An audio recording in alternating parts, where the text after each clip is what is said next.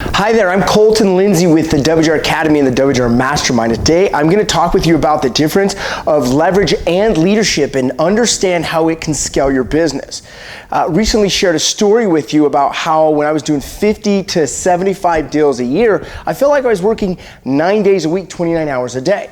And if we go back in time, my first year I only sold 2 houses and then to 20, clear up to scaling it to 75. And I realized why I only sold 2 houses that first year is because I didn't have a system to follow. And as I tried to duplicate that system that take me to 75 deals a year, I started to get burnt out. And here's where most agents get stuck. They get stuck where I did by working a lot just to make $300,000-$400,000 at best, instead of being able to work fewer hours and earn more money to really create the time and money freedom that they're looking for in real estate. And so what I began to realize that took me from working 75 deals a year but doing it 9 days a week, 29 hours a day, was able to shift it to where I started earning $500,000 to $1 million a year, doing the same amount of deals, but getting to the point where I actually didn't personally sell the real estate and I could become higher leveraged inside of my business, to focus on growing my brokerage, to focus on growing my investments, to focus on growing this academy to help support you and agents just like you. And what I learned was it was the power of leverage in real estate, because when we have leverage inside of our real estate business, it will then help launch us to become stronger with our leadership. See, most realtors will fall out of business. We know that. But I want to talk to you about the percentage that makes it through and where they peak is about 20 to 40 deals a year. At 20 to 40 deals a year, that's where they get stuck, because of the lack of leverage and the lack of leadership. So I want to share with you the difference and really understanding how you can apply leverage and leadership immediately into your business so that you can go from making $250,000, $350,000 a year onto $500,000 to $1 million a year, but you're doing it in less than 4 days a week. So when we take a look at this, there are 2 types of leverage and what I call leverage resources. That's leverage resources. The first we have to take a look at is technology. And really, they're very simple and you probably are aware of these, but it's stuck up in your head and you're not really quite clear how to systematize it so you create that leverage that you need in order to scale. So we look at technology. One thing to look at is your CRM. What CRM are you using and are you actually using it? Because what I find out on a level 3 agent doing 20 to 40 deals a year, they don't maximize their CRM and they don't have a system in place to develop those relationships. Another type of technology is postage. When we look at technology, it doesn't need to be something like a digital. It can actually be a system or a process, but it could be social media, it could be a phone, it could be a calendar, it could be the MLS, it could be a cloud, it could be DocuSign. And when we take a look at this technology, we need to have a systematic format documented through our process and procedures in order to go through that. Now, if we can't do that as a single agent, we're not going to be able to scale and create leverage with the second type of leverage resource, which is human asset or human resource. These types of human resources are assistants, junior agents, senior agents, vendors such as lenders, title escrow officer, home inspectors, ISAs, etc. Things like that where it involves a human being that can actually step in and use the technology resources and systems that you've created. Now, when we take a look at this, in order to scale where you're $500,000 to $1 million a year and you're not doing all the sales, or at least doing less than 20% of it, it requires that you have this built out and then you have the humans in order to step in and help. But you might be asking, why would these humans actually want to step in and follow the process and the systems that you've created? Which moves us to leadership. And leadership is about a triad. Number 1, we have to look at the foundation of leadership. It's about culture. The willingness to support, the willingness to have a connection to a bigger purpose. It's about coachability. It's about a willingness to support one another. It's about an opportunity to grow and scale with your business, your finances, and your fulfillment. See, people need more than a reason of money in order to be a part of your culture so that they'll be a part of the vision.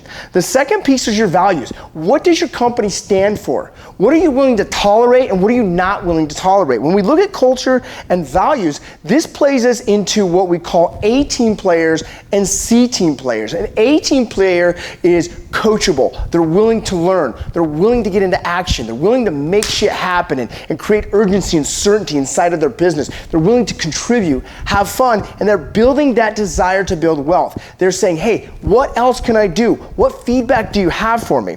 When we take a look at having that as an A team player, we have to also identify what is a C team player. C team player is showing up late. C team player is complaining. A C team player is looking for a handout. In a C team player, a very big signal for one of those is they're complaining about the commission splits, or they're complaining that you're not adding enough value. And typically, when we have that situation of C team players, it's one of two problems. Either one, they're not a fit for your culture and your values, or oftentimes what I see is you're not adding the value for them. You're not creating the systems and leverage resources through technology and a clear description of the human resource of what their position is.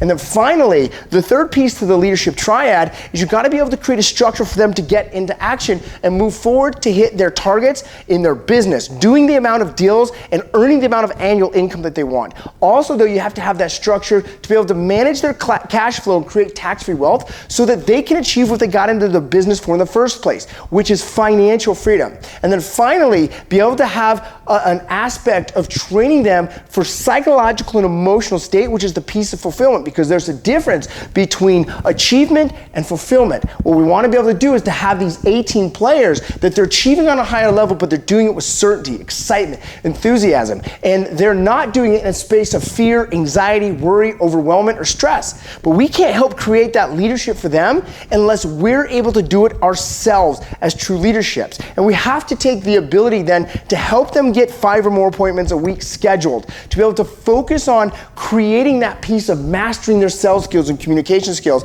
and ultimately building their network and understanding they're a piece of the culture and that they're building the business and the brand together. This is the way that you'll then be able to put a focus on other aspects, whether it's your investment side, growing your team, growing a brokerage, or some other thing that you're excited about in order to expand the vision of your company. And I want to share with you one of my mastermind partners. His name is Al Torrey. When he first got into the real estate business and he joined the mastermind with me, he had less than $700 in his bank account. His past career, he was a pharmacist and he was ready for a shift. And when he got into real estate, he had 3 kids and a wife and $700, so he had to get going. That first year in real estate, he went in to go and make $262,000 a year. However, he was stuck because he was doing it all himself. Fast forward, putting these principles inside of his business and understanding leverage through technology and human assets and creating the leadership triad inside of his company. Today, he has 2 senior sales agents. He also has an inside sales agent that's generating 3 to 4 listings per month for him right now. And he also has an assistant that's making sure all of the facilitation of the customer experience is taken care of. And here's what's cool. He makes well over $500,000 a year. And now he focuses his energy on listing and selling with a business brokerage and doing brokerage sales inside of Southern Florida. So he's been able to expand his revenue not only to new income sources, but creating leveraged residual income sources to help create even more of his financial freedom for him and his family.